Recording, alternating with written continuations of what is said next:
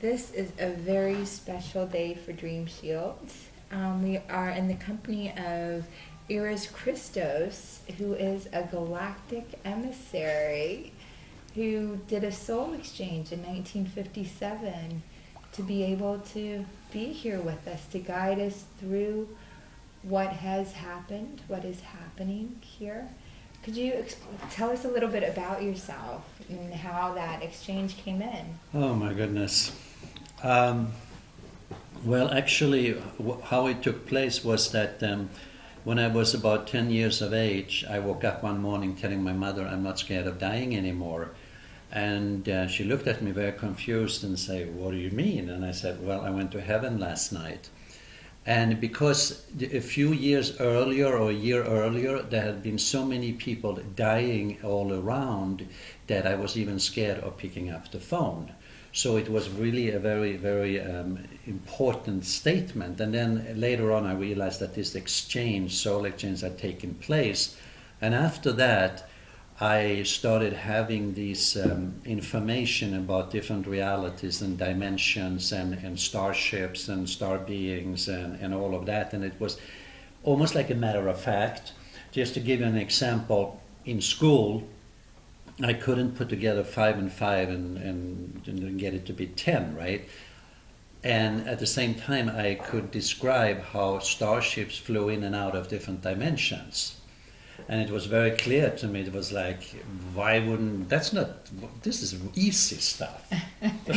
So it was kind of confusing because on the physical plane, I felt really lost.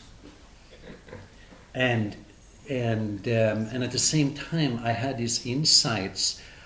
Just to give another example, I was laying in my bed and I was saying to myself, I want to go to the white light. You know, when people die, they talk about the white light. So I said, I'm going to go to the white light. So I got to the white light and I said, oh, no, this is boring.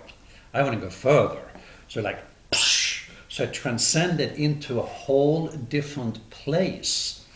And there were no shapes and forms. It was just this whirlwind of consciousness, right?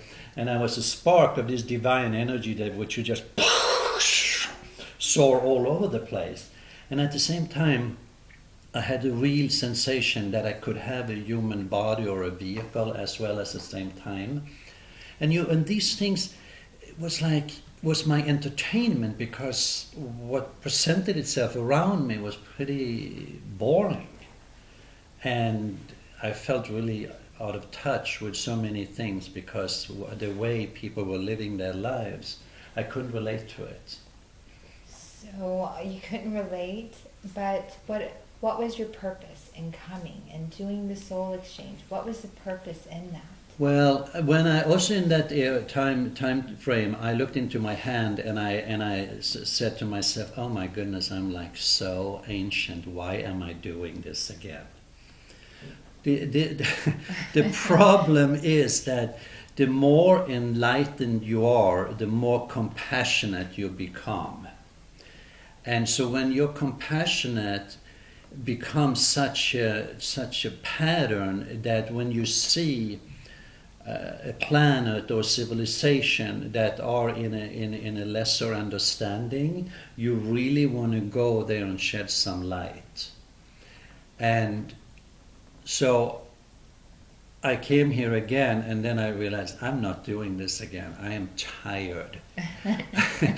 Because even though I sometimes felt like this ancient tiredness, you know, like I've done this too many times. I need some rest, real rest from all of this.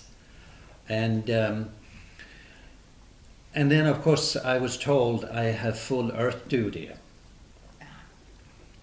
which basically means that I wasn't going to escape into the loftier planes, and I wasn't going to have many visions and all of that. I had to really become a human being, and with all whatever that means, with emotions and feelings and separations.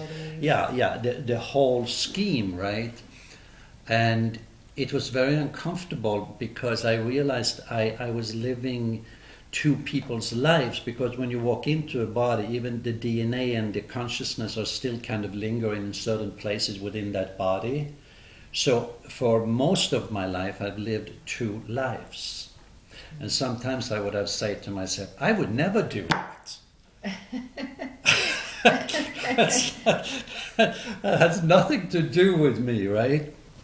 And though it taught me that in order to teach anything on any plane of consciousness, you first have to become the teachings. Be the change you wish to see. Absolutely, like Gandhi said. Yes. And I want to repeat that again. Before you teach anything, you have to become what you teach.